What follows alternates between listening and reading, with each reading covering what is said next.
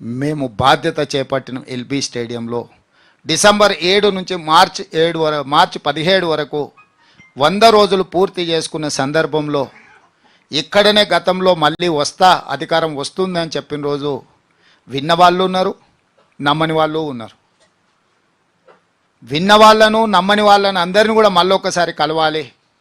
ఈ 100 రోజుల్లో మా పరిపాలన పట్ల మీ యొక్క ఆలోచన, మీ యొక్క విశ్లేషణ, మా భవిష్యత్ కార్యాచరణకు అవసరమైన ప్రణాళికను మీతో కలిసి మాట్లాడి మాది ఎంత గొప్ప ప్రభుత్వం అంటే ధర్నా చౌకే వద్దు నిరసనలు అనేటివి ఉండనే వద్దు అన్నోళ్ళను కూడా ధర్నా చౌక్లో ధర్నాలు చేసుకోవడానికి స్వేచ్ఛగా అనుమతి ఇచ్చినామంటే మా ప్రభుత్వంలో ఎంత స్వేచ్ఛ ఉందో అదొక ఉదాహరణ చాలు అని నేను అనుకుంటున్నా.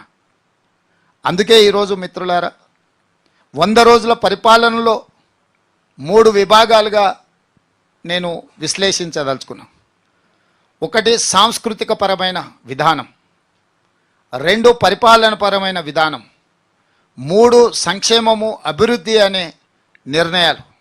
సాంస్కృతిక పరంగా ఏ ప్రాంతమైనా, ఏ ప్రజలైనా, ఏ జాతి అయినా సహజ సిద్ధంగా వారసత్వంగా సంక్రమించిన సంస్కృతిని వదిలేసుకున్న, సంస్కృతి మీద ఇతరులు దాడులు చేసిన ఈరోజు దేశంలోనే కానీ ప్రపంచంలో ఆధిపత్యం చెలాయించేవాడు మొట్టమొదట సంస్కృతి మీద దాడి చేస్తాడు.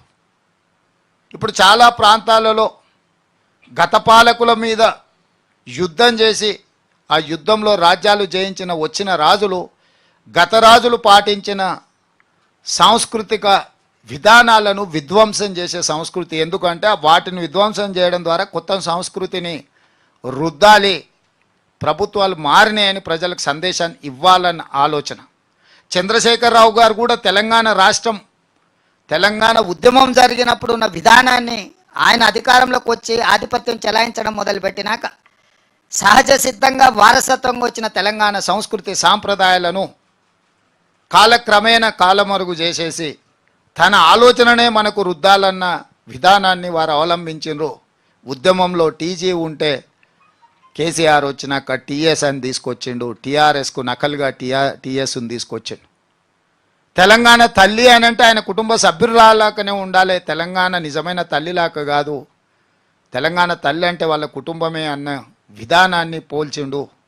తెలంగాణ ఉద్యమంలో ప్రజలు పాడుకున్న జయ జయ తెలంగాణ రాష్ట్రం ఏర్పడ్డ తర్వాత నిషేధానికి గురైంది. ఆ కవులు కళాకారులను ఎవరిని కూడా గుర్తించే ప్రయత్నం కూడా చేయలేదు. తెలంగాణ రాష్ట్రం ఏర్పడ్డ తర్వాత అధికారిక చిహ్నంలో ఉద్యమ స్ఫూర్తి ఉంటుంది, త్యాగాల పోరాటాల విధానాలు ఉంటాయని అందరూ భావించారు. కానీ రాచరిక పోకడలతోనే మేము నయా జమీందారులము, మేము రాచరిక పోకడలతోనే తెలంగాణ అధికారిక చిహ్నం ఉంటుంది అని చెప్పి అధికారిక చిహ్నంలో కూడా రాచరిక పోకడల్నే ప్రదర్శించిండు తప్ప ప్రజాస్వామిక స్ఫూర్తిని కానీ తెలంగాణ ప్రజల యొక్క త్యాగాలను కానీ అందులో ఎక్కడ పొందుపరచలేదు.